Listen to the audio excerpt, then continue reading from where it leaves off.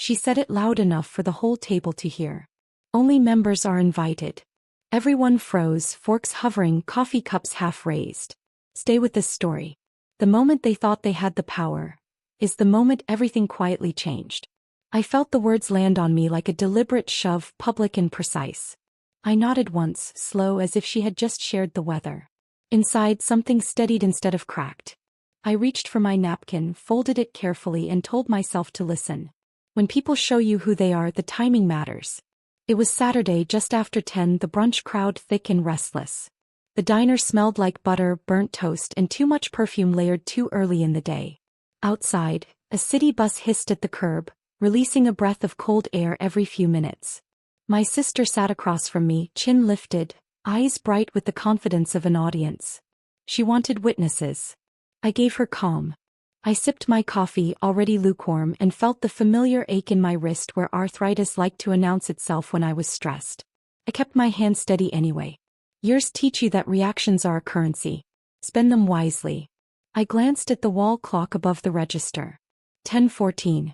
I noted it the way I note small things now. Time has a way of proving you right later.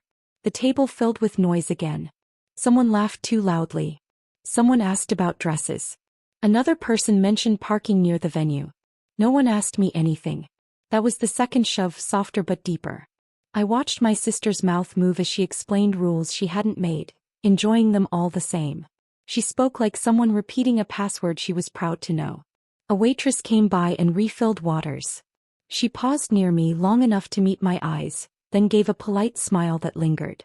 It was nothing really, but it told me I was still visible. I returned the smile and slid my phone closer to my plate, screen dark. There was a message waiting. I didn't open it. Not yet. I thought about the last time I'd been underestimated this openly. It had been years ago in a fluorescent office with bad chairs and worse assumptions. I had learned then that patience wasn't weakness. It was positioning. You let people talk. You let them commit to their version of events. You let them feel safe. Safety makes people careless. My sister finally looked at me. "You're quiet," she said, sugar-coated and sharp. The table leaned in. I felt the weight of decades in that pause. I thought of other tables, other rooms, other times I had swallowed words for the sake of peace. Peace, I'd learned, is often just silence dressed up nicely. "I'm fine," I said. My voice surprised even me. "Steady." Oh. I dabbed my lips with the napkin and tucked it beneath my plate, neat as a promise. I added, "Sounds like a big night." I let it land without reaching for it. Her smile twitched. She nodded, satisfied enough, and turned back to the group. The conversation rolled on, but something had shifted. I felt it in my shoulders, the way they dropped a fraction. I felt it in my breathing, slower now. I felt it in the knowledge that I had options even if no one else could see them. A man at the counter argued about toast. The radio crackled with a news update I didn't catch. Outside, the bus pulled away. Life kept moving, indifferent to our small drama. I pressed my thumb against my phone, feeling the vibration of a notification without looking. The advantage I had wasn't flashy. It wasn't new. It was earned, and it had a long memory. When the check came, my sister reached for it, quick and performative. "I've got it," she said. I let her. Generosity, too, can be a performance. As we stood to leave, she leaned close, her voice low now that the audience had thinned. "You understand," she said, not quite asking. I met her eyes. Up close, I could see the faint lines at the corners, the ones that come from smiling too often for the wrong reasons. I said nothing. I only held her gaze, long enough for the silence to stretch and show its teeth. The door chimed behind us and the cold rushed in. He waited for me to blink. I didn't. In that moment, I noticed her hand tighten around her purse strap, knuckles paling. She sensed something had shifted, though she could not name it. People stepped around us toward the exit, impatient, unaware they were passing through the opening scene of something unfinished and far larger. I inhaled once, steady and prepared to speak next.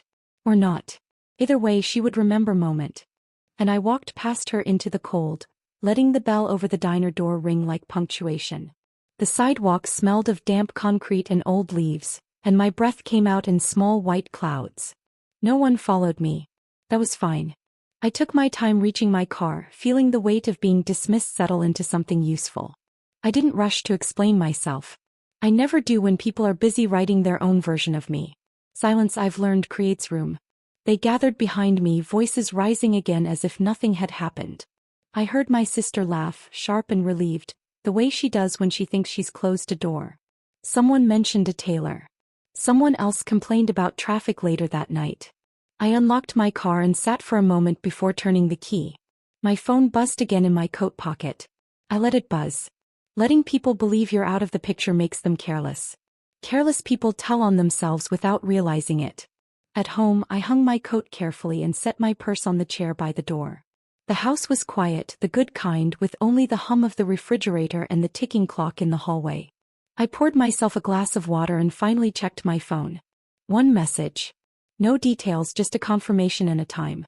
I smiled, small and private, and set the phone face down. I wasn't ready to think too far ahead. Today was about letting the misunderstanding breathe. By early afternoon, texts started coming in. Group messages, cheerful and loud, full of plans that didn't include me. I watched the little dots appear and disappear without replying. Years ago, I would have felt the sting more sharply. Now it felt familiar, almost expected. There's a strange freedom in knowing exactly where you stand. I folded laundry, pairing socks, smoothing wrinkles, letting ordinary tasks keep my hands busy while my mind stayed alert. My neighbor knocked around 3. She needed help carrying groceries and I obliged, grateful for the interruption. She chatted about her grandson and the weather, about nothing that mattered and everything that did. As we worked, she asked casually if I had plans that evening. I shrugged. Not really, I said, and meant it in the best way. Plans aren't always loud. Sometimes they sit quietly waiting for the right hour. Back inside, I changed into something comfortable and made soup. The smell of onions and garlic filled the kitchen, grounding me. I thought about how often women my age are assumed to be finished, set aside, grateful for scraps of inclusion. I stirred slowly, remembering all the times I'd been useful but unseen. The memory didn't hurt the way it once had. It felt like information filed and ready. As the afternoon faded, I received a call from my sister. I let it go to voicemail. A minute later, another text appeared, shorter this time. Are you okay? I considered the question. I was more than okay. I was clear. I replied with a single word. Fine. No punctuation. No warmth. Just enough to close the loop without opening anything new. Dusk settled in, bringing a chill that crept through the windows. I turned on a lamp and sat at the small desk by the window. Papers waited there, neatly stacked, untouched by anyone else's assumptions. I reviewed them calmly, making notes, checking times.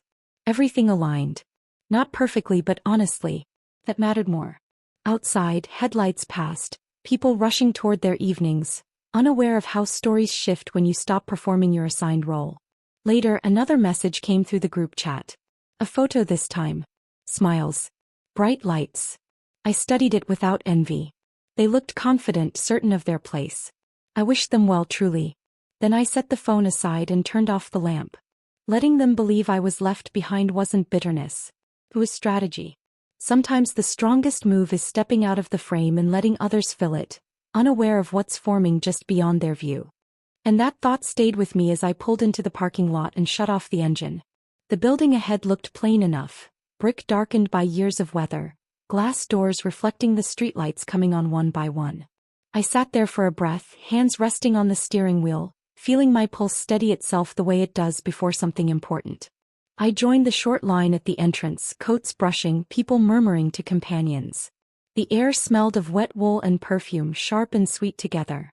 I noticed how people stood, who leaned forward with confidence and who hovered back, uncertain. When it was my turn, I stepped forward without rushing. The man at the door glanced at my face, then at his list. His finger paused. That pause told me more than words could. Behind me, voices tightened. I heard my sister's tone before I saw her, bright and assured, already explaining how things worked. The man looked up again, then back down. He shook his head, polite but firm. The sound behind me shifted from chatter to confusion, then to disbelief. No one raised their voice. They didn't need to. The moment was doing the work on its own. I felt the warmth of the building at my back as the door swung inward for me and not for them. It was a small movement, almost unnoticeable, but it carried weight. I stepped across the threshold and the door closed softly, the click precise and final. It wasn't dramatic. That was the hardest part.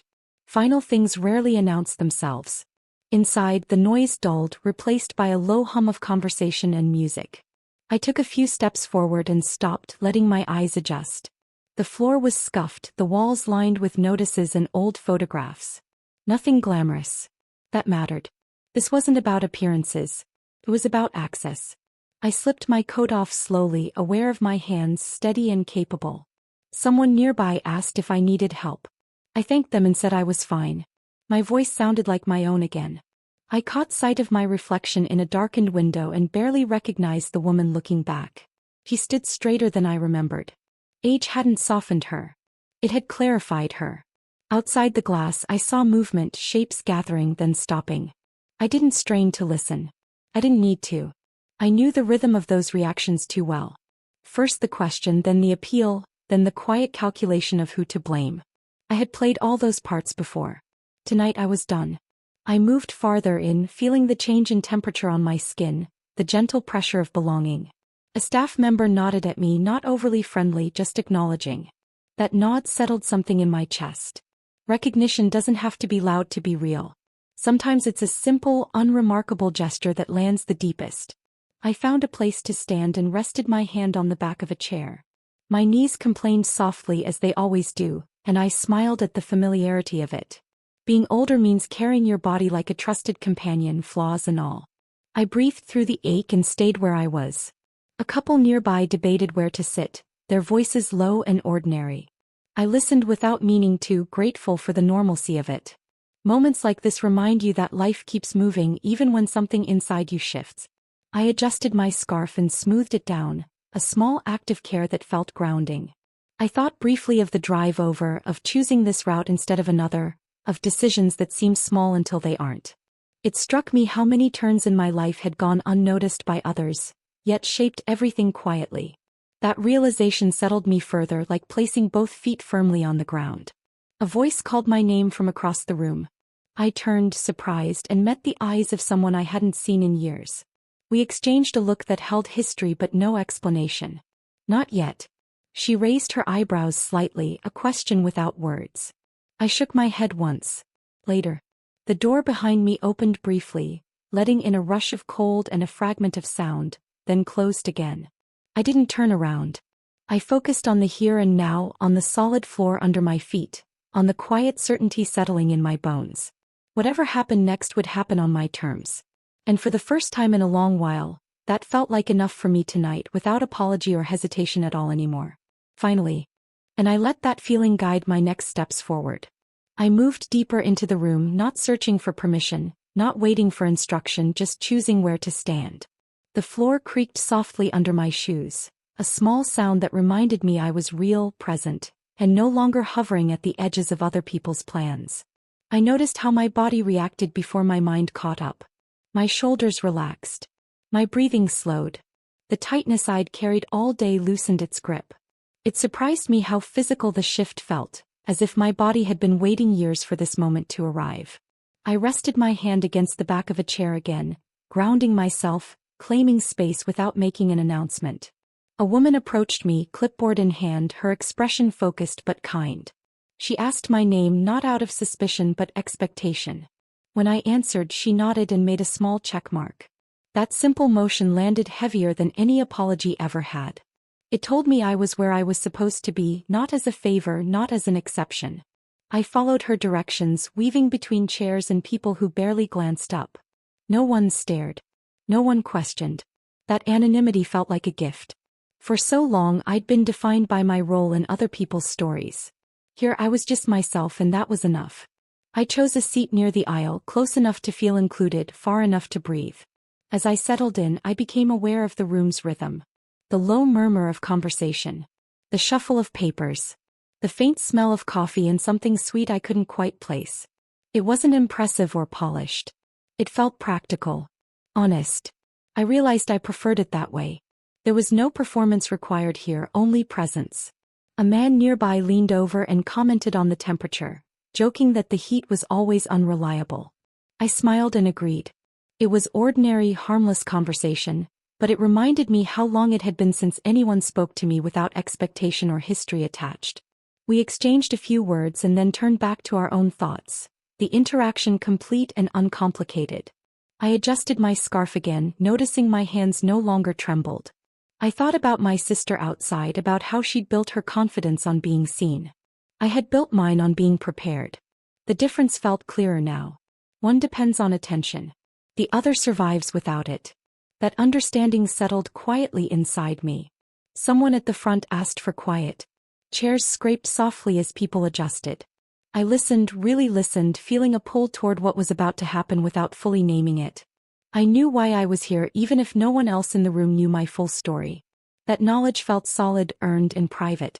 As instructions were given, a small complication arose. A name on a list didn't match a face. Papers shuffled. A brief pause followed. I felt tension ripple through the room, light but noticeable. I waited, patient. I had learned patience the hard way. Eventually it resolved itself without involving me at all. That too felt significant. I didn't need to fix everything anymore. I crossed my legs carefully, mindful of my knees, and leaned back. For years I'd been bracing myself in rooms like this, ready to defend my right to exist there. Tonight I didn't brace. I allowed myself to be supported by the chair, by the floor, by the simple fact of being included. A memory surfaced, uninvited. A younger version of me standing in a kitchen being talked over. I let the memory pass without fighting it. I wasn't there anymore. I was here. That mattered. The woman with the clipboard passed by again and gave me a small smile, different from before. Warmer. As if she sensed something had settled. I returned it, feeling a quiet acknowledgement pass between us, unspoken but real. I inhaled deeply, then exhaled slowly. Whatever came next would require me to stay present, steady, and honest. I felt ready. Not excited. Not afraid. Just ready. And as the room finally came to order, I realized I wasn't waiting to be invited into my life anymore. I was already living it, fully in this moment, exactly where I stood. And the quiet that followed felt earned rather than borrowed. When my name was spoken, it wasn't announced with flourish or ceremony. It was said plainly, as if it belonged to the room the way the chairs and walls did. I rose carefully, feeling the familiar protest in my knees, and walked forward while the silence stretched behind me, not heavy, just attentive. I didn't rush. I never rush anymore. I spoke the way a woman speaks when she has learned that being calm is not the same as being weak. I talked about the work I had done, the years I had kept things moving when no one was watching. I didn't exaggerate. I didn't apologize. I let the truth stand on its own. I saw faces change as understanding settled in. Pens moved. People leaned in. Respect arrived quietly, but it arrived all the same. Halfway through, the door opened again. This time I turned. My sister stood there, out of breath, eyes scanning the room until they found me. She froze when she realized where I was standing. No one stopped her now. There was no rule left to hide behind. The moment had shifted and she felt it. I didn't look away. I didn't smile. I simply continued. When I finished, the applause was brief and sincere. No cheering. No performance. Just acknowledgement. That mattered more than noise ever could. I stepped down, feeling steadier than I had in years. She approached me slowly, her voice lower than I'd ever heard it. I didn't know, she said, as if that might soften what had already happened. I know, I replied. It wasn't unkind. It was final. Outside later, the night air was sharp and clean. We stood a few feet apart, the space between us honest at last. She asked if I was angry. I searched myself before answering. I wasn't. Anger takes energy and I had spent mine elsewhere. I told her I was done explaining myself, done shrinking to keep rooms comfortable. She nodded, though I wasn't sure she understood. I drove home alone. The house greeted me with familiar quiet. I set my keys down, took off my coat and stood still for a moment. I felt lighter, not because I had taken something from someone else, but because I had finally stopped carrying what was never mine. The door hadn't slammed shut on anyone. It had simply closed behind an old version of me. I sat at my kitchen table and let the feeling settle. Winning doesn't always look like victory from the outside. Sometimes it looks like peace. I hadn't raised my voice. I hadn't demanded an apology. I had claimed my place and kept it. That was enough.